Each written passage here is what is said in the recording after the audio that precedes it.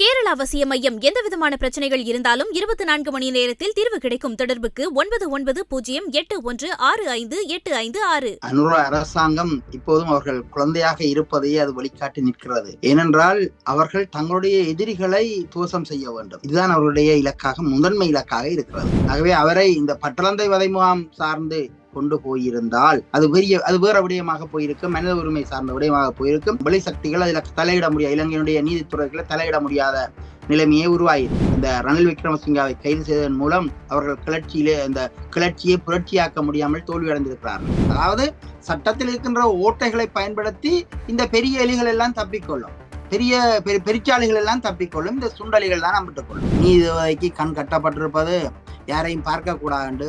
ஆனால் அந்த நீதி தேவதை யாரையும் பார்க்காமல் நீதியை வழங்கவில்லை, பார்த்து கொண்டுதான் நீதி வழங்கப்படுகிறது. ரைனோ ரூஃபிங்கிடமிருந்து ரைனோ பிரீமியர் ரூஃபிங் தீர்வுகள்.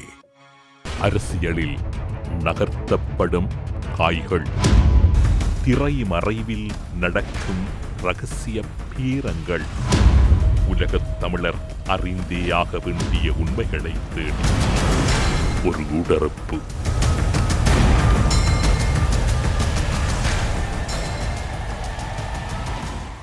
இன்றைய ஊடறுப்பு நிகழ்ச்சியில் இணைந்திருக்கக்கூடியவர் பிரித்தானியாவில் இருக்கக்கூடிய அரசியல் ஆய்வாளர் திவாகரன் அவர்கள். ஊடறுப்பு நிகழ்ச்சியின் சார்பில் உங்களை வரவேற்பதில் மகிழ்ச்சி. வணக்கம். வணக்கம் தமிழரசு. நீங்கள் கூறியிருந்தீர்கள், முன்னாள் ஜனாதிபதி ரணில் விக்ரமசிங்க தொடர்பில் கடந்த வாரம் சில முக்கியமான பகிர்வுகளையும் கருத்துக்களையும் ஊடறுப்பு தளத்தில் பகிர்ந்து கொண்டிருந்தீர்கள். அந்த சூழ்நிலையில் மீண்டும் ரணில் விக்ரமசிங்கவுக்கான விண்ணப்பங்கள் நீதிமன்றத்திலே சமர்ப்பிக்கப்பட்டு அவருக்கு பிணை வழங்கப்பட்டிருக்கிறது. இந்த பிணை வழங்கப்பட்டிருக்கக்கூடிய சூழ்நிலையையும் முன்னாள் ஜனாதிபதி ஒருவர் தடுப்பு காவல், அதாவது தடுத்து வைத்து அவரை விசாரணை செய்ய முற்பட்டதையும் நீங்கள் எப்படி பார்க்கிறீர்கள்? அதாவது அனுர அரசாங்கம் இப்போதும் அவர்கள் குழந்தையாக இருப்பதையே அது வழிகாட்டி நிற்கிறது. ஏனென்றால் அவர்கள் தங்களுடைய எதிரிகளை துவசம் செய்ய வேண்டும், அல்லது அழித்தொழிப்பி செய்ய வேண்டும், அல்லது அவர்களை இல்லாதொழிக்க வேண்டும், அல்லது முடக்க வேண்டும். இதுதான் அவர்களுடைய இலக்காக, முதன்மை இலக்காக இருக்கிறது. ஆகவே இந்த அரசியல் எதிரிகளை வீழ்த்துவதற்கு இவர்கள் கை வச்ச இடம்தான் இங்க பிழைத்து விட்டது. இல்லாவிட்டால் அவர் ரணில் விக்ரமசிங்க கைது செய்யப்படுகிறார், அவர் நீதிமன்றம் போகாமலே அவருக்கு பிணை வழங்கப்பட்டு விட்டது. அந்த அளவுக்கு அவர் எவ்வளவு தூரம் அவரை காப்பாற்றுவதற்கு எங்கிருந்தெல்லாம் கைகள் வரும் என்று யாருக்கும் தெரியாது. அவர் அந்த அளவுக்கு அவர் ஒரு நீண்ட அரசியல்வாதி, நீண்ட அரசியல் ராஜேந்திரம் மிக்கவர், உலகளாவிய அரசியலிலும் அவர் செல்வாக்கு செலுத்தக்கூடியவர்.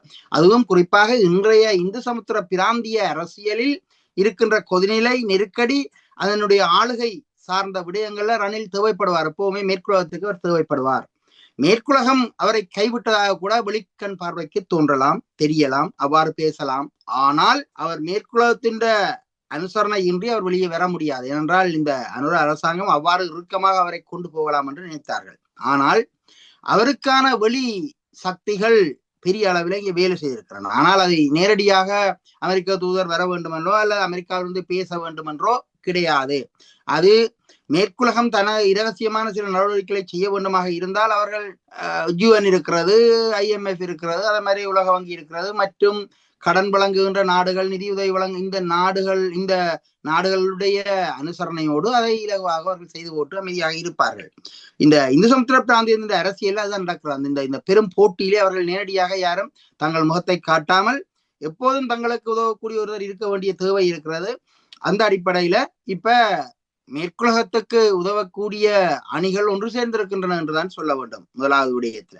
இரண்டாவது விடயம், அனுரகுமார அரசாங்கம் கை வைக்க வேண்டிய இடம் சின்னனிலிருந்து பெரிதே அன்றி பெரிதிலிருந்து சின்னன் அல்ல. எப்போதும் இந்த அடியில இருக்கிற, அதாவது பெரும் புள்ளிகளை கை வைத்தால் இவ்வாறுதான் நடக்கும். இதற்கு நாங்கள் ஏற்கனவே நாங்களோட வரலாற்றுல பார்ப்போம். இந்த கோரி முகமது இந்தியா மீது படையெடுத்தார், 7 தடவை தோல்வியடைந்தார். ஏழாவது தடவை அவர் தோல்வியடைந்து ஓடுகின்ற போது ஒரு பாட்டியிடம் புட்டு சாப்பிட்ட கதை சொல்லப்படும். அந்த புட்டிலே அவர் நடுவிலே கையை வைத்து விட்டு சுடுகள் என்று கையை உதறிக்கொண்டு குளறுவார். அப்போது பாட்டி சொல்லுவார், அறியாத சிறுவனே, முதலில் கரையிலிருந்து சாப்பிடு, கரையிலிருந்து கரையை சுற்றி சாப்பிட்டால் நடுவான் தானாகவே ஆறிவிடும், சாப்பிட்டு விடலாம் என்று. இந்த கதை அனுராவும் படிக்க வேண்டும் என்றுதான் நான் நினைக்கிறேன். ஏனென்றால் ரணில் மிகப்பெரிய ராஜேந்திரி, அவரெல்லாம் கையை வைக்காம சின்னன்ல இருந்து சின்ன சின்ன கல்லர்களை பிடிச்சு கொண்டு போயிருந்தால் இவரை மேல கொண்டு போயிருக்கலாம், இவரை அரெஸ்ட் பண்ணக்கூடிய வாய்ப்பு இருக்கு. முதலாவது. அடுத்தது இன்னும் ஒன்று இருக்கிறது, இவரை கை வைத்த இடமும் தவறானது. அதாவது இவர் நிதியூழல் சார்ந்து அவரை கைது செய்ய என்பது அதாவது இலங்கையில் உள்ள அனைவருக்கும் தெரியும். அதாவது ரணில் விக்ரமசிங்க நிதி ஊழல் செய்யாதவர், செய்ய மாட்டார். அவருக்கு அப்படியான ஒரு தேவையில்லை. என்றால் அவர்கள் பரம்பரையாக ஒரு பெரிய நிலச்சுவாந்தர்கள் என்ற பரம்பரையில வந்தவர். ஆகவே அவர்கள் பெரிய அளவு நிலபுலங்களை வைத்திருந்தவர்கள், பெரிய தானங்களை கொடுத்தவர்கள், அரசுக்காக பெரிய நிலங்களை கொடுத்தவர்கள் என்ற அடிப்படையிலும் நாங்கள் அதை பார்க்கலாம். ஆகவே சிங்கள மக்கள் மத்தியிலும் அது பெரிய அளவில் ஈடுபடாது. ஆகவே அவரை இந்த பட்டளந்தை வதை முகாம் சார்ந்து கொண்டு போயிருந்தால், அல்ல அப்படியான ஒரு குற்றத்தில் அவர் கைது செய்யப்பட்டிருந்தால் அது வேற விடயமாக போயிருக்கும், மனித உரிமை சார்ந்த விடயமாக போயிருக்கும். மேற்குலகம் கூட கை கொடுக்க முடியாத அளவுக்கு போயிருக்கும். வெளி சக்திகள் அதுல தலையிட முடியாது, இலங்கையினுடைய நீதித்துறைகளை தலையிட முடியாத நிலைமையே உருவாகியிருக்கும். ஆனால் நிதி சார்ந்து இந்த வழக்கை அவர்கள் தாக்கல் செய்து அவரை கைது செய்தது என்பது இவர்களுடைய இந்த ஒரு வருட பூர்த்தியாகின்ற இந்த அனுர அரசாங்கத்தினுடைய இயலாத்தன்மையை அல்லது ஒரு மதிநுட்பத்தின் குறைபாடுகளை அல்லது எவ்வாறு எதிரிகளை வெற்றி கொள்கின்ற வியூகத்தில் அவர்கள் தவறு விட்டு விட்டார்கள் என்றுதான் சொல்ல வேண்டும். அது இயல்பாகவே அந்த ஜேவிபியினர் பெரிய மக்கள் கூட்டங்களை கூட்டி பெரிய போராட்டங்களை நடத்த முடியும், பெரிய கிளர்ச்சிகளை செய்ய முடியும். ஆனால் அதை புரட்சியாக்க முடியாமல் இருந்தது. இந்த நீண்ட ஒரு பெரிய நீண்ட வரலாற்றில் இப்போதுதான் அவர்கள் அந்த புரட்சி என்ற நிலைமைக்கு ஆட்சி அதிகாரத்துக்கு வந்திருக்கிறார்கள். ஆட்சி அதிகாரத்திலும் ஒரு புரட்சியை இவர்களால் செய்ய முடியாமல் இருக்கிறது. கிளர்ச்சிகளைத்தான் செய்கிறார்கள். ஆட்சி அதிகாரத்தில் ஒரு வருட ஆட்சி அதிகாரத்தில் செய்த கிளர்ச்சி தோல்வியடைந்திருக்கின்றதை நான் சொல்வேன். அதாவது இந்த ரணில் விக்ரமசிங்காவை கைது செய்ததன் மூலம் அவர்கள் இந்த கிளர்ச்சியை புரட்சியாக்க முடியாமல் தோல்வியடைந்திருக்கிறார்கள். ஆகவே இனி வரும் காலத்திலே இவர்கள் எவ்வாறு யாரை கைது செய்வது? ரணிலை விட்டு விட்டார்கள், இனி சின்னன்ல இருந்து இவர்கள் தொடங்க போகிறார்களா? கோரி முகமது போல. ஆனால் நீங்கள் கூறுவதில் சற்று முரண் அல்லது சற்று விமர்சனம் இருப்பது போன்று தோன்றுகிறது. குற்றத்தடுப்பு புலனாய்வு பிரிவினர் மேற்கொண்ட விசாரணையின் அடிப்படையில் அவர்கள் கைது செய்து நீதிமன்றத்தில் முன்னிலைப்படுத்துகிறார்கள். நீதிமன்றம் அந்த நடவடிக்கைகளை மேற்கொண்டு செல்லுகிறது. நேற்றைய தினம் அனுரகுமார் திசாநாயக் அவர்கள் உரையாற்றுகின்ற போது சொன்னார், சட்டம் அனைவருக்கும் சமமானது, சட்டவாட்சி இலங்கையில் உறுதிப்படுத்தப்படுகிறது, சட்டத்துக்கு யாரும் விதிவிலக்கானவர்கள் அல்ல என்கின்ற கருத்தையும் கூறினார். அப்படி இருக்கின்ற போது இது ஒரு அனுர அரசின் கைதாக பார்க்க முடியாது அல்லவா? அது போலீஸ் கைதாகவோ அல்லது ஜனாதிபதியின் தடுப்பு காவல் உத்தரவின் கீழ் கைதாகவோ இருக்குமாக இருந்தால் நீங்கள் சொல்லுகின்ற விடயம் சாத்தியப்படும். அப்படியாயின் இலங்கையில் இருக்கக்கூடிய புலனாய்வு துறையினர் அனுர அரசை வீழ்ச்சி அடைய செய்வதற்கு முயற்சி செய்கிறார்கள் என்று பொருள் கூடுமா? இப்படி இல்லை. இதுல நான் என்ன சொல்ல வருகிறேன் என்றால், அதாவது இப்ப அமெரிக்காவை எடுத்துக்கொண்டால் அங்கே வலுவேறாக்கம், அது சட்ட வேறாக்கம் இருக்கிறது. அதாவது சட்டம், நீதி, நிர்வாகம் என்ற 3 துறைகளும் தனித்துவமாக இயங்குகின்றன. ஒன்றையொன்று பிரியாமலும் ஒன்றையொன்று அழுத்தாமலும் அதே நேரத்தில் அவை சரிவர இயங்குகின்றன. அதனால அங்க அமெரிக்காவில் அந்த நீதித்துறை திறம்பட இயங்க முடியும், சட்டத்துறை திறம்பட இயங்க முடியும், அதே மாதிரி நிர்வாகத்துறை திறம்பட இயங்க முடியும். ஆனால் இலங்கை அவ்வாறானது அல்ல. இலங்கையிலே சட்டம் குவிக்கப்பட்டிருக்கிறது, வலு குவிக்கப்பட்டிருக்கிறது, ஜனாதிபதியின் மீது குவிக்கப்பட்டிருக்கிறது. ஆகவே இலங்கையில எந்த நடைமுறைக்கு எந்த ஒரு அரசியல் நடவடிக்கை எடுத்தாலும் சரி, எந்த நீதித்துறை எடுத்தாலும் சரி, நிர்வாகத்துறை எடுத்தாலும் சரி, அது ஆட்சியாளர்களால் கட்டுப்படுத்தப்படுகிறது அல்லது ஆட்சியாளர்களாலேயே தீர்மானிக்கப்படுகிறது. அவர்கள் செல்லுகின்ற திசையிலேயே அது செல்லுகின்றது. அந்த அடிப்படையில் தான் நாங்கள் பார்க்க வேண்டும். இலங்கையில் வலுவராக்கம் என்பது இல்லை, வலு குவிக்கப்பட்டிருக்கிறது, அதாவது சக்தி குவிக்கப்பட்டிருக்கிறது என்ற அடிப்படையில நாங்கள் கடந்த காலத்திலே பார்த்தோமே, அதாவது மரண தண்டனை வழங்கப்பட்டவர்களுக்கு அல்லது ஆயுள் சிறை தண்டனை வழங்கப்பட்டவர்களுக்கு 1 மாதத்துக்குள்ளேயே ஜனாதிபதி மன்னிப்பு வழங்கி வெளியே விட்டு விட்டார். இது நடந்தது. அதாவது சாவச்சேரி மீசாலை மிர்சுவில் படுகொலையில நடந்தது. இவ்வாறு பல இராணுவத்தினர் குற்றம் சாட்டப்பட்டு நீதிமன்றத்துக்கு போய் அவர்கள் விடுதலை ஆகியிருக்கிறார்கள். ஆகவே இங்கே நீதித்துறை செயற்படுகின்ற போது அங்கே நிர்வாகம், அதாவது இந்த ஜனாதிபதி அதுக்கு பொது மன்னிப்பு வழங்கி வெளியில விடுறார். இதெல்லாம் நடக்கும். ஆகவே இந்த இலங்கையில இப்ப இருக்கிற நீங்கள் நினைக்கிறது போல ரணில் விக்ரமசிங்காவை இவர்கள் சட்டப்படி கைது செய்தார்கள் என்றோ அல்லது சட்டப்படி அவரை விடுதலை செய்தார்கள் என்றோ இப்போது வெறும் பேச்சளவுக்கு, அதாவது ஒரு ஃபார்மாலிட்டிக்கு சொல்ல முடியுமே தவிர இதற்கு உள்ளே நடக்கின்ற உட்கூத்துகளை பற்றி யாரும் கண்டுகொள்வதில்லை.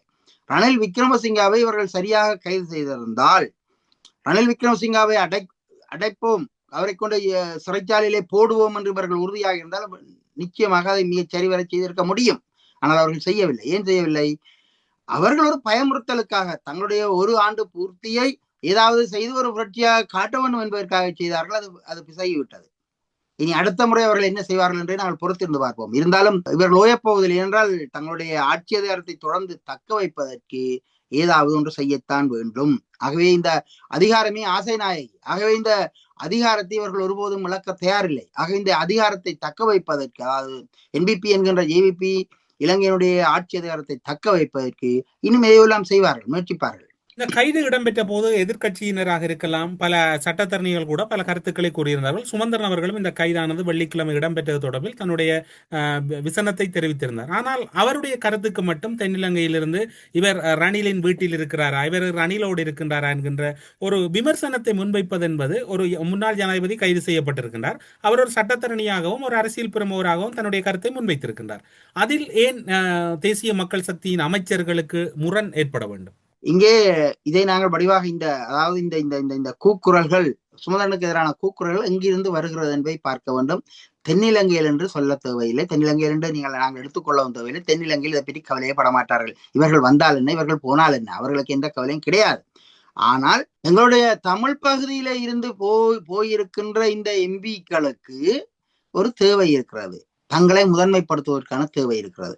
ஆகவே சுமந்திரனை எல்லோரும் தாக்குகிறார்கள், அந்த இடைவெளியில் தானும் ஒரு தாக்கை தாக்குவது, அந்த அடிப்படையில் தான் இவர்கள் தாக்குகிறார்கள். ஏனென்றால் அவரை மேலும் வீழ்த்த வேண்டும், தமிழ் மக்களுடைய ஆதரவை பெற வேண்டும். தமிழ் மக்களிடம் பெருமளவிலானவர்களுக்கு, உங்களுடைய கருத்தின் அடிப்படையில் பார்க்கின்ற போது சுமந்திரன் தமிழ் மக்கள் மத்தியில் பெரிய ஆதரவு தளத்தோடு இருக்கின்றார் என்று எடுத்துக்கொள்ளலாமா? இல்லை, அதாவது ஒருதனை விழுந்தவனை மாடேறி மிதிப்பது போல தொடர்ந்து மிதிப்பதுதான் இந்த உலகம். அதாவது ஒரு தமிழிலே ஒரு பழமொழி இருக்கிறது, இளகிய இரும்பை கண்டால் கொல்லன் தூக்கி தூக்கி அடிப்பான்.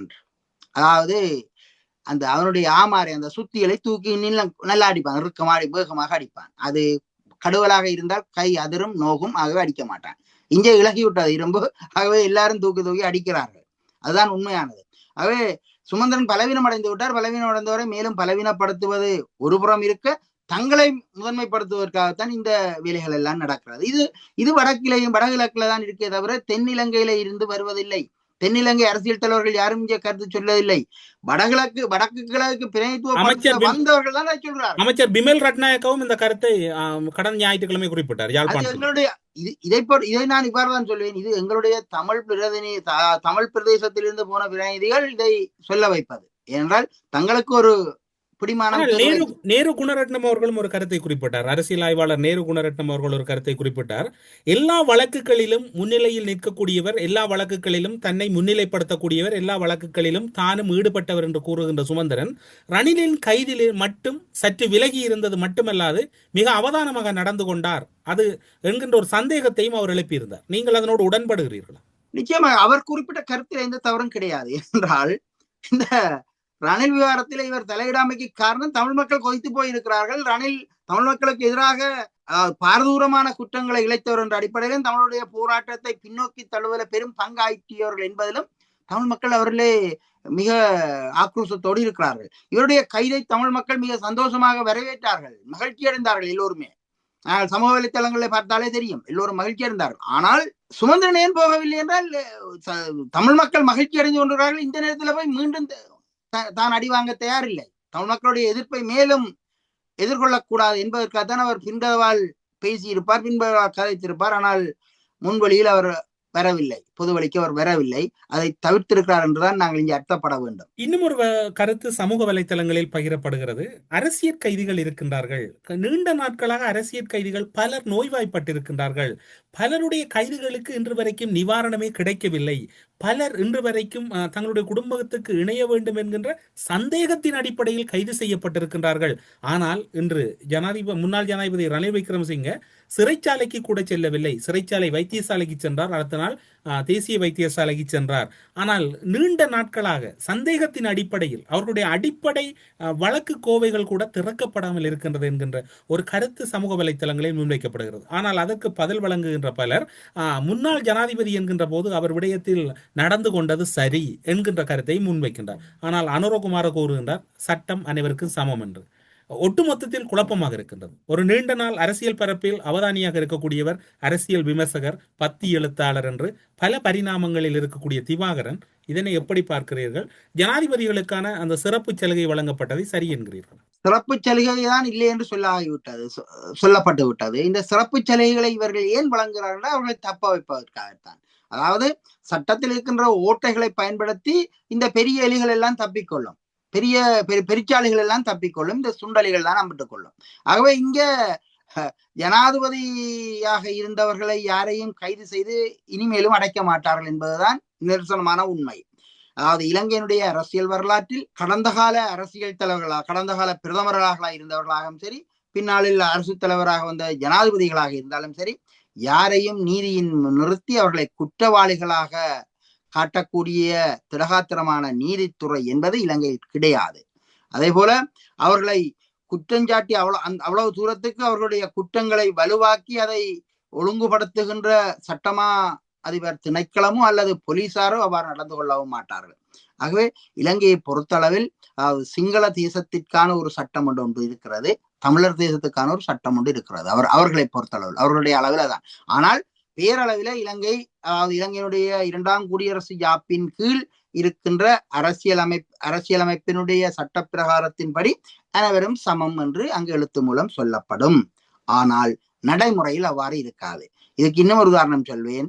இலங்கையுடைய அனைத்து பகுதியிலும் தமிழ் மொழியும் சிங்கள மொழியும் சமமான மொழியாக சொல்லப்படுகின்றது. ஆனாலும் இன்று வரைக்கும் வடகிழக்கில் பெரும்பாலான போலீஸ் நிலையங்களில் போலீஸ் பதிவுகள் அனைத்தும் சிங்கள மொழியிலேயே எழுதப்படுகின்றன. அதே போல தமிழ் அரசியல் கைதிகள், கைது செய்யப்பட்ட தமிழ் அரசியல் கைதிகளுடைய குற்றப்பத்திரிகை அனைத்தும் சிங்கள மொழியிலேயே இருக்கிறது, தமிழ் மொழியிலே இல்லை. சிங்கள மொழியிலே எழுதப்பட்டு விட்டு இந்த அரசியல் கைதிகளை கையெழுத்திடுவதற்கு நிர்பந்திக்கிறார்கள், கையெழுத்துல வைக்கிறார்கள் என்றுதான் சொல்ல வேண்டும். ஆகவே இங்க நீதித்துறையிலும் சமமில்லை, நடைமுறையில அரச இயந்திரம் என்பது சமமாக இல்லை என்பதுதான் அர்த்தப்படுகிறது. ஆகவே இலங்கையில கட்டமைக்கப்பட்ட ஒரு இனப்படுகொலைக்கான அனைத்து அம்சங்களும் மிகச் சரியாக அவர்கள் நடத்துகிறார்கள். கட்டமைக்கப்பட்ட ஒரு இனப்படுகொலை அவர்கள் சரியாக செய்கிறார்கள் என்பதற்கு இது ஒரு நல்ல உதாரணம். அதாவது ஜனாதிபதி, சிங்கள தரப்பில் உள்ள பிரமுகர்கள் எந்த குற்றம் செய்தாலும் அவர்கள் இலகுவாக வெளியே போய்விடுவார்கள். ஆனால் தமிழ் தரப்பில சந்தேகத்தின் பேரில் கைது செய்யப்பட்டவர்கள் 20 வருடம் 25 வருடங்கள் வரைக்கும் இருக்கிறார்கள் என்று பார்க்கின்ற போது அதனுடைய கோரத்தை நாங்கள் உணர முடியும். அதாவது சிங்கள அரசு தமிழ் மக்களை எப்போதுமே அழித்தொழிக்கின்ற, அவர்களை அடக்குகின்ற செயற்பாடுகளில் தொடர்ந்து ஈடுபட்டிருக்கிறது. கடந்த ஒரு வருடமாக ஆட்சி அதிகாரத்துக்கு வந்திருக்கின்ற இந்த ஏவிபியினுடைய என்பிபி அரசாங்கம் கூட தமிழ் மக்களுக்கு ஏதாவது ஒரு தீர்வை கொடுத்தால் அல்லது தமிழ் மக்களுக்கு ஏதாவது ஒரு சமமாக நடத்தினார்கள் என்றால் கிடையாது, எங்கேயுமே நடத்தப்படவில்லை. வேண்டுமானால் அவர்கள் ஆட்சிக்கு வந்த மறுகணமே அனைவருக்கும் மன்னிப்பை வழங்கி ஜனாதிபதியால வீட்டுக்கு அனுப்பியிருக்க முடியும். ஆனாலும் அவர்களுடைய கோப்புகள் திறக்கப்படவில்லை, அவருடைய வழக்கு விசாரணை ஈடுபட்டு கொண்டே போகிறது. ஆனால் ரணில் விக்ரமசிங்க நீதிமன்றத்துக்கு போகாமலே பிணையை பெற்றுக் கொண்டு போய்விட்டார். அதை நாங்கள் பார்க்க வேண்டும். இங்கே தமிழ் மக்கள் இலங்கை தீவில் 2ஆம் தர பிரஜைகளாக அழித்தொழிக்கப்பட வேண்டிய மக்களாக இருக்கிறார்கள் என்பதுதான் இங்கே அர்த்தப்பட வேண்டும். அதைத்தான் நாங்கள் பார்த்துக்கொள்ள, இதிலிருந்து நாங்கள் இலங்கை அரசியல் எவ்வாறு இருக்கிறது என்பதை புரிந்து கொள்ள வேண்டும். ஒட்டுமொத்தத்தில் ரணிலினுடைய பிணை அல்லது பட்டலந்த விவகாரம் அல்லது மத்திய வங்கியின் ஊழல் விவகாரங்கள் இதனைத் தொடர்ந்து திறக்கப்படுவதற்கு வாய்ப்பு இருக்கின்றதா, அல்லது அனைத்தும் இதனோடு ஒரு முடிவுக்கு வந்ததாக எடுத்துக்கொள்ளலாம்? அநேகமாக இது, அதாவது இந்த ரணில் கைது என்கின்ற இந்த படம் முடிவடைந்து விட்டது. இனி இதற்கான தூவானங்கள் வீசக்கூடும். ரணிலுடைய வாழ்க்கை காலம் இன்னும் ஒரு குறிப்பிட்ட காலம்தான். ஆகவே இந்த பட்டலந்தை விவகாரத்தை இவர்கள் எடுத்துக்கொண்டு வர மாட்டார்கள். அதை காலதாமதம் பின்போட்டு கொண்டிருப்பார்கள். ஏற்கனவே சில கோப்புகள் களவு போய்விட்டது என்றெல்லாம் சொல்கிறார்கள். சிங்கள தரப்பிலே களவு போகவில்லை, அவர்கள் தனிப்பட்ட எடுத்து வைத்திருப்பார்கள்.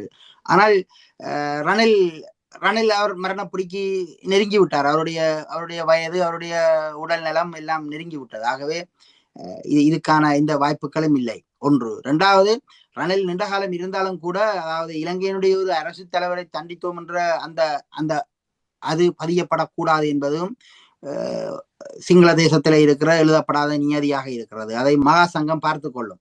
ஆகவே இந்த இலங்கையினுடைய அதாவது இந்த ரணிலுடைய கைதின் மூலம் இலங்கையினுடைய ஆளும் உயர்குலாம் தன்னை பாதுகாக்கவும் தற்காத்து கொள்ளவும் அது ஒருங்கிணையவும் அது ஆரம்பித்து விட்டது.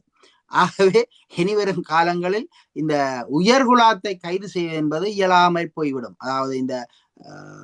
அதாவது இந்த இடதுசாரி அரசாங்கத்தினால் இலங்கையினுடைய உயர்குலாத்தை இனி கைது செய்ய முடியாது. அதற்கான வாய்ப்புகளும் இல்லை.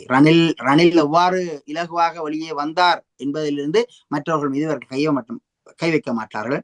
ஆனால் இந்த சின்ன சின்ன சுண்டலிகள் எல்லோரையும் அவர்கள் இனி அடுத்த கட்டமாக சுற்றி வளைக்கப்படுவார்கள், பிடிக்கப்படுவார்கள். அது நடக்கும்.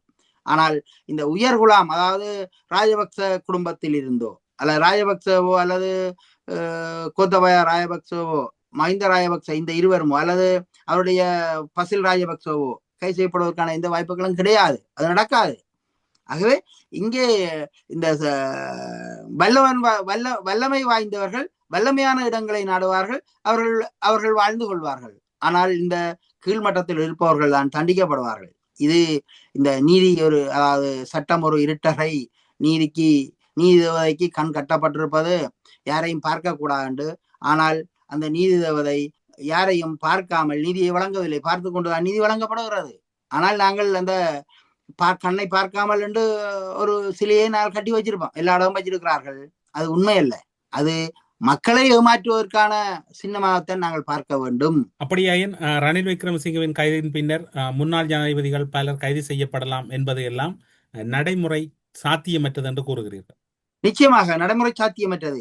ஆனால் இந்த எம்பிக்கள் கைது செய்யப்படலாம். ஆனால் இந்த அரசு தலைவர்களாக இருந்தவர்கள், பிரதமராக இருந்தவர்கள், உயர் நிலையில் இருந்தவர்கள் கைது செய்யப்பட மாட்டார்கள். அதாவது குறிப்பாக நான் குறிப்பிட்ட ராஜபக்ச குடும்பத்தில் இருக்கின்ற மூவரை இவர்கள் கைது செய்ய மாட்டார்கள்.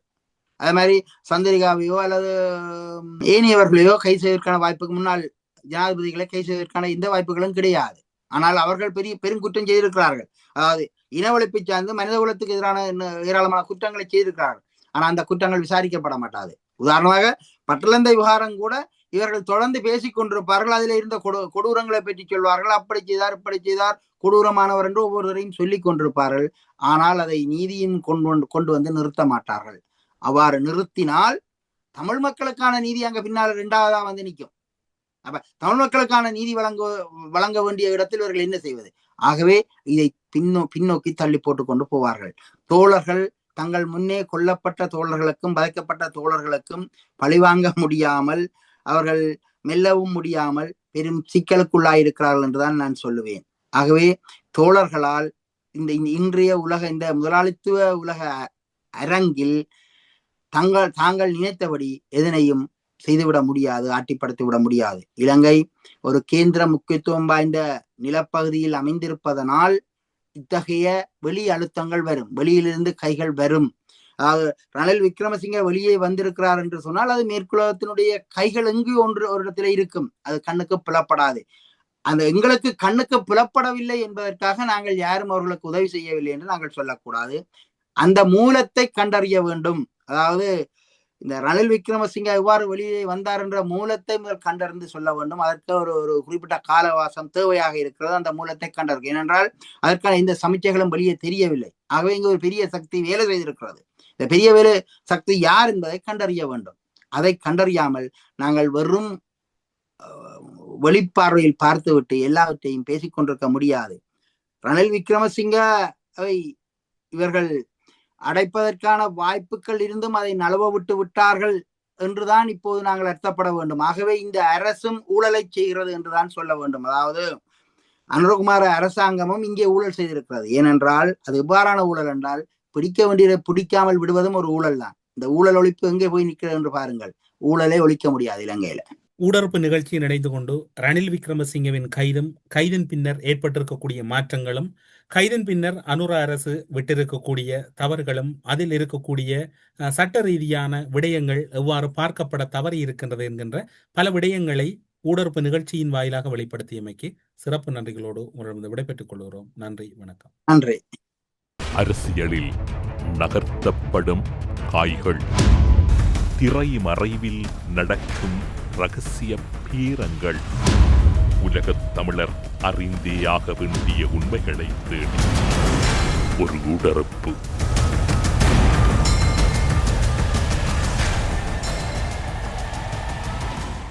கேரளா அவசிய மையம். எந்தவிதமான பிரச்சனைகள் இருந்தாலும் 24 மணி நேரத்தில் தீர்வு கிடைக்கும். தொடர்புக்கு 9908165856.